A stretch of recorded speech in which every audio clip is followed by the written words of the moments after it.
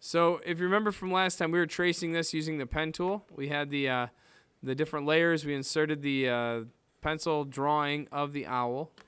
We created a new layer, and we were to trace either on those lines. I'll turn that option and click. Turn the fill down a little bit so you can actually see the pencil line behind it. We were tracing these lines behind the drawing, so all the sketch lines there.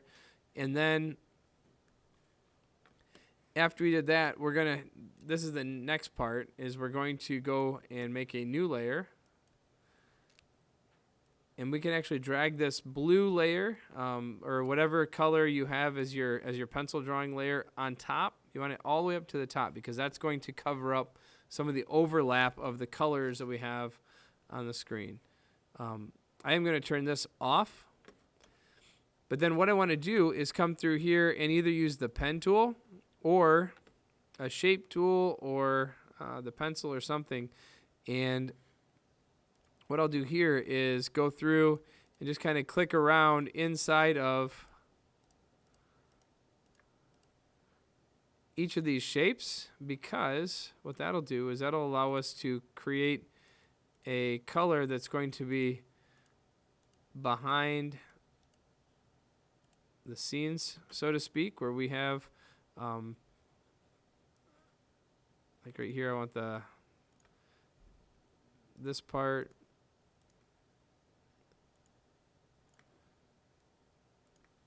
Oh yeah, straight lines, that's all right. You can kind of see that they're overlapping a little bit. That's fine, because I don't really need to show these things as I color them in. So when I come into the properties area, I might fill this in with a brown. If I can find a brown here, there we go. It's kind of a brownish color. Let's go down here a little bit. There's a really... Sure, that's a good one right there. And then I'm going to give my owl, I use my selection tool and click on an eye. I might come to the fill color and choose some kind of a yellow for the eye. Do the same thing for this one. Choose some kind of a yellow. I could choose the same color if I saved it as a swatch.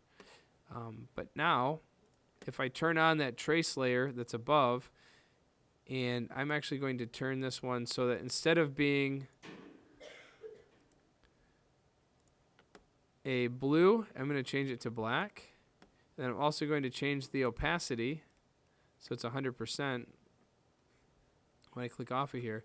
Now you end up with a fill color that has it kind of overwrites on top of some of the overlap that we have here.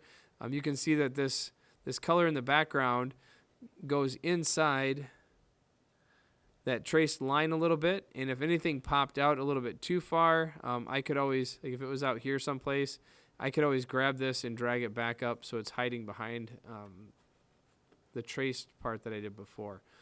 So that's the next part of this project, where you're going to fill in all of the different parts here, and you can draw however you need to get things to fill in whatever colors you want.